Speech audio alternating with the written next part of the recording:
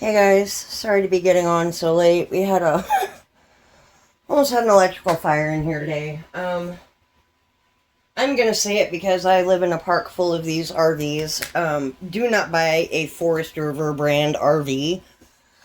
They are the worst for electrical problems. Not even kidding. We had two catch fire last year, one this year, and mine almost caught fire today. And mine at least has had warranty work done on the electric twice. It's been rewired twice and still almost caught fire today. Don't buy a Forest River RV. I'm telling you. We had warranty work done on this thing probably 3 months into owning it. My parents did. And then when they moved out of it, they put it in climate controlled storage. And my dad went to plug everything in. They were going to go on a road trip out to my uncle's in New Mexico, and they were going to take it. Nothing would come on. And they had the warranty work done again, had it rewired again. If you look under the stairs, in the undercarriage, and all the storage, if you even look up in the cabinets in the back of them, you can see the mess. So it was officially out of warranty last year in April, and at this point, if it burns, it burns. That's what insurance is for. Don't buy one. Just don't buy one. They cost $70,000 on the low side, like $150, $200 on the high side. Don't buy one. That's my advice. Clearly it's been a stressful day. I'm actually not going to be on here for very long. I started making another keychain. I did knock out, let me get these down. I did knock out a pair of suede fringe earrings for you guys, just so you could see. And this is what I was working on when everything went to cracking and popping today. So I will do another set of these here in a couple days and show you guys how I did that. Like I said, I'm working on various stock for farmers markets, so I've got stuff already made when they open here in a couple of weeks. So I'm making a keychain. It's a couple shades of purple and a couple shades of corally pink. So we're going to continue with Axe. We are in chapter 28, and I hope you guys had a much better day than I did. Been a little stressful, not gonna lie. Axe, chapter 28. Once ashore, I'm actually just waiting for my was called Malta. Custard to set up. Then I'm going to get off here and eat some and go to bed. They lit a fire and took us all in, since it was raining and cold. As Paul gathered a bundle of brushwood and put it on the fire, a viper I came gotta up remember because where I of left the off heat here. and fastened itself to his hand. When the local people saw the creature hanging from And his I'm hand, just doing 20 they of said each to color. one another, "This man is probably a murderer, and though he has escaped the sea, justice does not allow him to live." However, he shook the creature off into the fire and suffered no harm. They expected that he would swell up or suddenly drop dead, but after they waited a long time and saw nothing unusual happen to him, they changed their minds and said he was a god. Now in the area around that place was an estate belonging to the leading man of the island, named Publius, who welcomed us and entertained us hospitably for 3 days. Publius' father was in bed suffering from fever and dysentery. Paul went to him, and praying and laying his hands on him, he healed him. After this, the rest of those on the island who had diseases also came and were cured. So they heaped many honors on us, and when we sailed, they gave us what we needed. After 3 months, we set sail in an Alexandrian ship that had wintered at the island, with the twin brothers as its figurehead. Putting in at Syracuse, we stayed 3 days. From there, after making a circuit along the coast, we reached Rhegium. After 1 day, a south wind sprang up, and the second day, we came to Puteoli.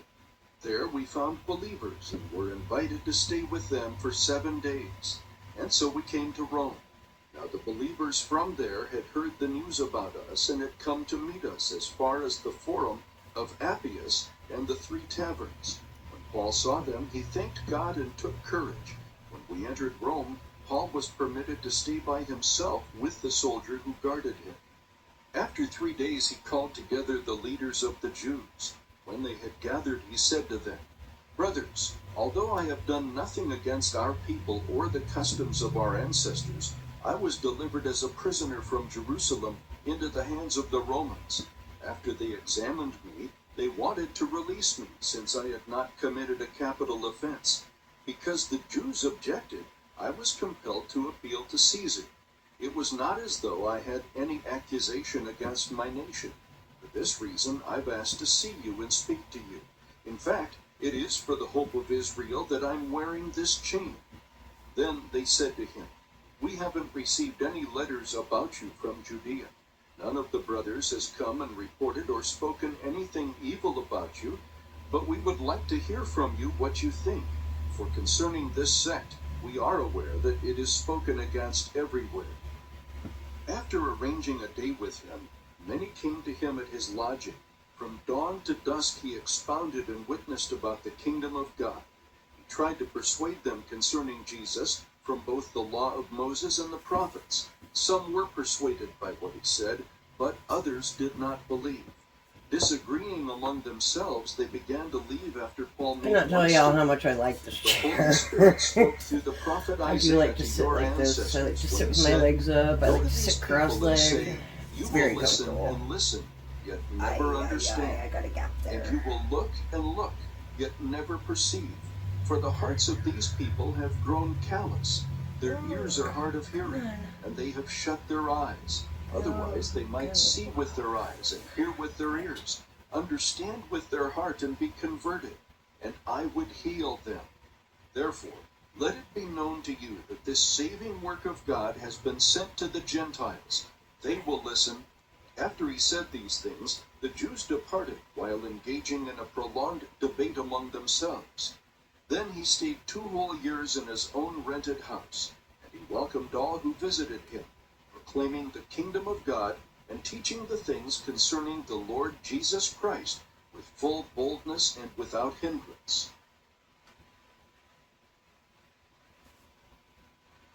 The Holman Christian Standard Bible. Romans. All right, let's go back to Job, where we were before I went down like a bag of rocks. All right, back to Job. I'm gonna restart it, guys. I think we were in 16, but we're gonna restart.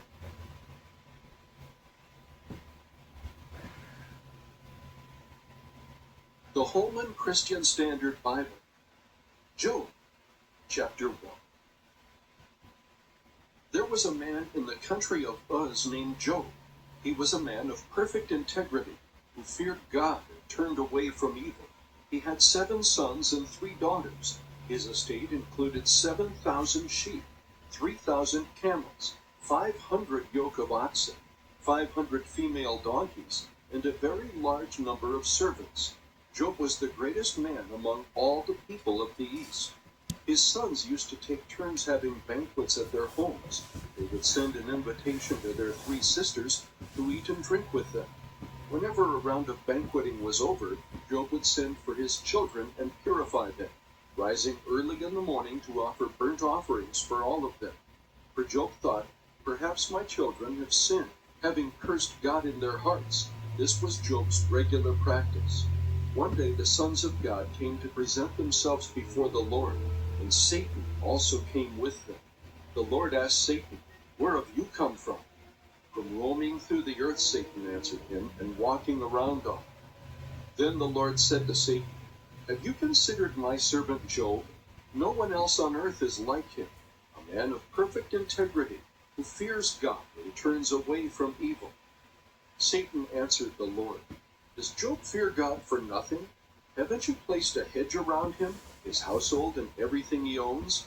You have blessed the work of his hands, and his possessions have increased in the land. But stretch out your hand and strike everything he owns. He will surely curse you to your face." "Very well," the Lord told Satan, "everything he owns is in your power. However, you must not lay a hand on Job himself." So Satan left the Lord's presence. One day when Job's sons and daughters were eating and drinking wine in their oldest brother's house, a messenger came to Job and reported, While the oxen were plowing and the donkeys grazing nearby, the Sabians swooped down and took them away. They struck down the servants with the sword, and I alone have escaped to tell you." He was still speaking when another messenger came and reported, "A lightning storm struck from heaven. It burned up the sheep and the servants and devoured them, and I alone have escaped to tell you." That messenger was still speaking when yet another came and reported, "The Chaldeans formed 3 bands, made a raid on the camels, and took them away. They struck down the servants with the sword, and I alone have escaped to tell you." He was still speaking when another messenger came and reported, "Your sons and daughters were eating and drinking wine in their oldest brother's house. Suddenly, a powerful wind swept in from the desert and struck the 4 corners of the house. It collapsed on the young people so that they died. I alone have escaped to tell you." Then Job stood up, tore his robe, and shaved his head. He fell to the ground and worshipped, saying, "Naked I came from my mother's womb, and naked I will leave this life.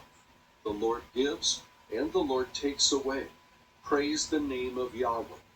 Throughout all this, Job did not sin or blame God for anything. Job, chapter 2. One day the sons of God came again to present themselves before the Lord, and Satan also came with them to present himself before the Lord. The Lord asked Satan, "Where have you come from?" This bead up here, "From it's roaming through the a earth," Satan answered him, frosted "and walking sparkle around bead, on it." and they Then the Lord every said to color Satan, that I've had of "Have this you considered my specific servant coating, Job? No one else on earth is like they'll be him, clogged with a the man coating of in the middle, and I perfect have to integrity, pop it who out fears God because and the needle turns won't go away through. from evil. He still retains his integrity, even though you incited me against him to destroy him without just cause." "Skin for skin," Satan answered the Lord. I just "A take man one of will these give little up guys and pop it in everything there, he and it'll owns in bust that exchange little for his life. extra But bit of stretch out your hand and strike his flesh and glaze out of bones. there. He will surely curse you to your face." "Very well," the Lord told Satan. The "He frosted is in sparkle your are the power. ones I'm talking about, Only matte spare frosted his life." sparkle. I haven't So had Satan left problems the with Lord's the presence and infected Job luster with terrible or boils from the sole of his foot to the top of other his matte head. beads. Then Just Job the took a piece of broken just the sparkle pottery to ones. scrape himself while he sat among the ashes. His wife said to him, "Do you still retain your integrity? Curse God and die." "You speak as a foolish woman speaks," he told her. "Should we accept only good from God and not adversity?" Throughout all this, Job did not sin in what he said. Now when Job's 3 friends, Eliphaz the Temanite, Bildad the Shuhite, and Zophar the Naamathite, heard about all this adversity that had happened to him, each of them came from his home. What did I They do? met together to go and sympathize with him and comfort him. I see. When they looked from a distance, they could barely recognize him. They wept aloud, and each Made man a whole tore his mess. robe and threw dust into the air and on his head. Then they sat on the ground with him 7 days and nights, but no one spoke a word to him because they saw that his suffering was very intense.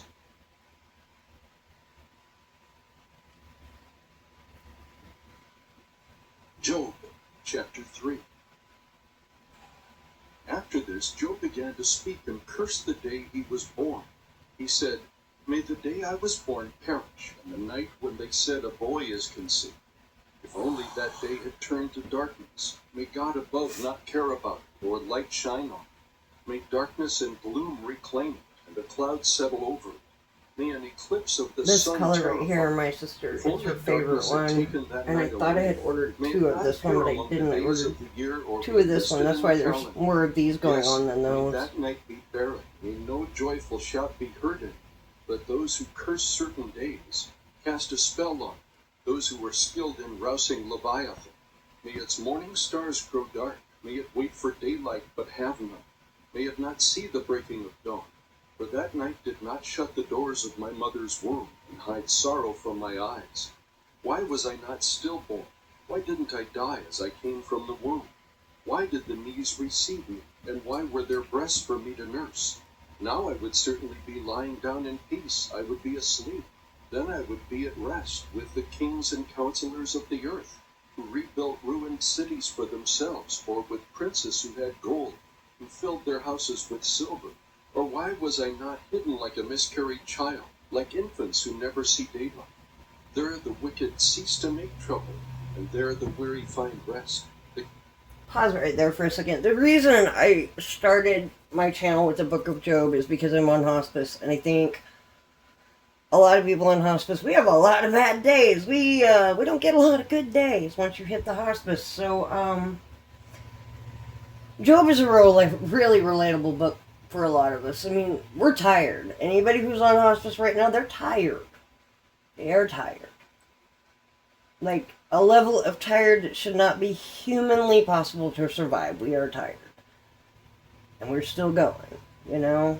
And a lot of people, well, like my great uncles, they both committed suicide because they had cancer and they weren't able to handle that. They would have, I'm not sure, I never heard about them having wives, so they may not have been married. I don't really know much on that. I know they were pretty young when they passed. But both of my great uncles on my dad's, on his mom's side of the family, they took their lives because of cancer. They didn't want to go through it alone. It's not easy to go through with help. It's even harder to go through alone. I promise you that. You know, if you have to go through it alone, I pray for you, babies. I do. I've done it. I'm doing it now. We're not having a great time with it. But hey, you know, make the best of the situation, right? So, restart Job there, just so people know why I actually started my channel with this and why we've gone back to it. Captives are completely at ease. They do not hear the voice of their oppressor. Both small and great are there, and the slave is set free from his master. Why is light given to one burdened with grief, and life to those whose existence is bitter? Who wait for death, but it does not come, and search for it more than for hidden treasure? Who are filled with much joy, and are glad when they reach the grave? Why is life given to a man whose path is hidden, whom God has hedged in? I sigh when food is put before me, and my groans pour out like water. But the thing I feared has overtaken me, and what I dreaded has happened to me. I cannot relax or be still. I have no rest, for trouble comes. Job, chapter 4. Then Eliphaz the Temanite replied, "Should anyone try to speak with you when you are exhausted? Yet who can keep from speaking? Indeed, you have instructed many, and have strengthened weak hands. Your words have steadied the one who was stumbling, and braced the knees that were buckling. But now that this has happened to you, you have become exhausted. It strikes you, and you are dismayed. Isn't your piety your confidence, and the integrity of your life your hope? Consider, who has perished when he was innocent? Where have the honest been destroyed? In my experience, those who plow injustice and those who sow trouble reap the same. I'm getting real tired, and this is going to be my last rap tonight. I'm tired. Come to an end by the breath of his nostrils. The lion may roar and the fierce lion growl, but the fangs of young lions are broken. The strong lion dies if it catches no prey, and the cubs of the lioness are scattered. A word was brought to me in secret, my ears caught a whisper of it. Among unsettling thoughts from visions in the night, when deep sleep descends on me, fear and trembling came over me, made all my bones shake. A wind passed by me, and I shuddered with fear. A figure stood there, but I could not recognize its appearance. A form loomed before my eyes. I heard a quiet voice. Can a person be more righteous than God, or a man more pure than his Maker? If God puts no trust in his servants, and he charges his angels with foolishness, how much more those who dwell in clay houses, whose foundation is in the dust, who are crushed like a moth? They are smashed to pieces from dawn to dusk. They perish forever, while no one notices. Are their tent cords not pulled up? They die without wisdom. Chapter. We'll stop there. That's perfect timing. I hope you guys have a great night. Stay blessed and not stressed. I love all of you. Hopefully see you tomorrow.